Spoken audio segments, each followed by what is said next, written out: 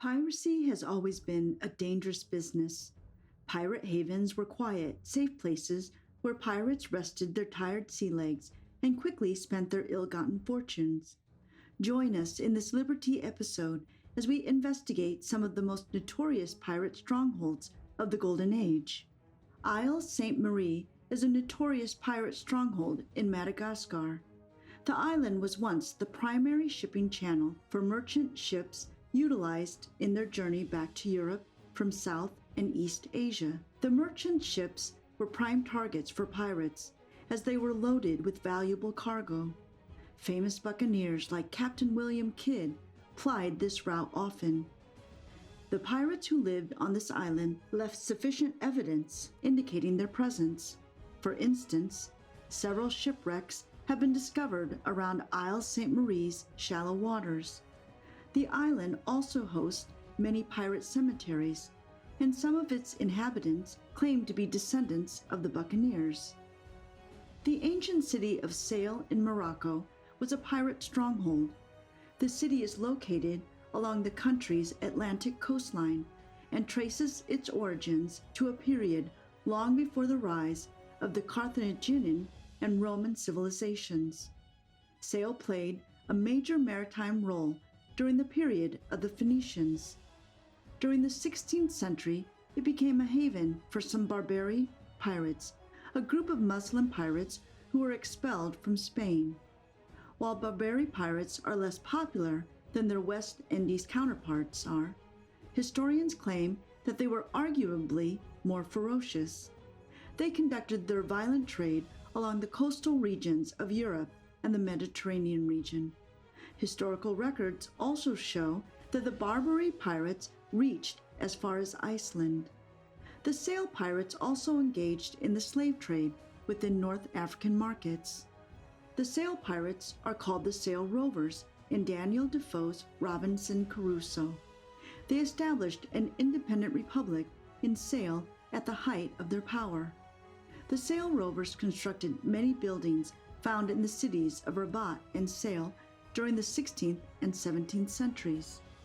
Many Indian pirates found refuge at the port of Bombay, now called Mumbai. Famous pirates like Angre Conhoy attacked Portuguese, British, and Dutch ships off the western Indian coastline during the 1700s.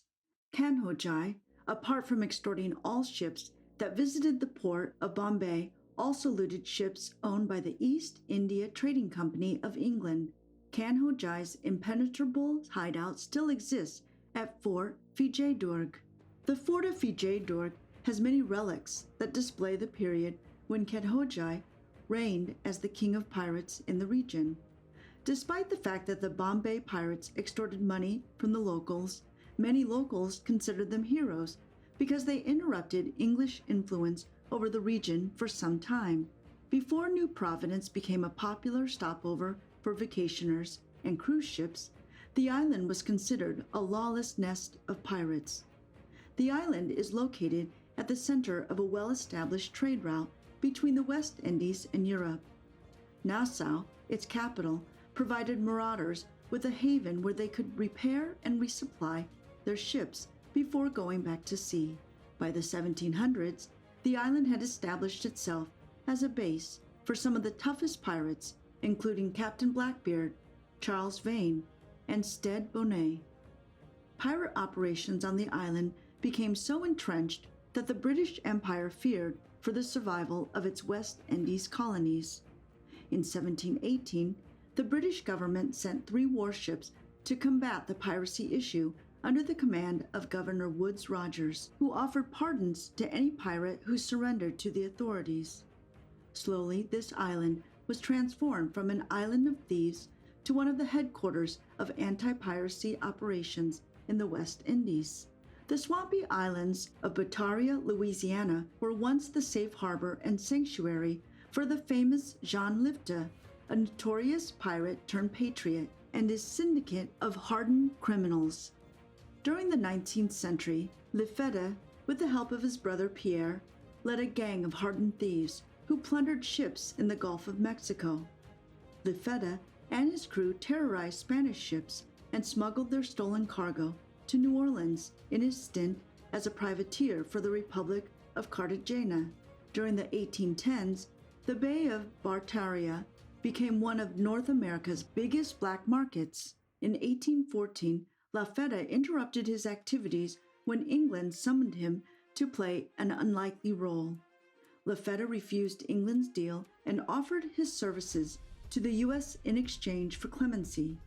Lafitte and his crew served with distinction at the Battle of Orleans under the command of General Andrew Jackson, who would become the future U.S. president. Despite full amnesty from President Andrew Jackson, Lafitte could not uphold a crime-free life. He soon relocated to Texas, where he established another pirate sanctuary at Galveston Island. During the early 18th century, Port Royal in Jamaica was one of the most esteemed ports of call for all stripes, violets, prostitutes, thieves, and buccaneers. The association between Port Royal and marauders began when its governors offered it as a sanctuary for pirates during the mid-1600s. Once the pirates accepted the invitation, the port became a major staging base for French and English privateers. One of the most famous privateers who had his headquarters here was Sir Henry Morgan, who used Port Royal and his headquarters during his raids on Spanish strongholds along Panama City, Portobello, and Cartagena. By the mid-1600s, Port Royal's economy was piracy-driven. Its streets were lined with brothels and taverns, eager to serve the multitudes of young pirates flush with loot. Historical records describe Port Royal as a seamy harbor that had been overrun by drink, gambling, and prostitution. Port Royal was at some point referred to as the wickedest city on earth, a title that does not come easy. Some famous buccaneers frequented Port Royal, including the flamboyant Captain Jack Calico and the ruthless Captain Charles Vane. Pirate hunters later hanged these two captains and their crew here. Thank you for listening to this episode.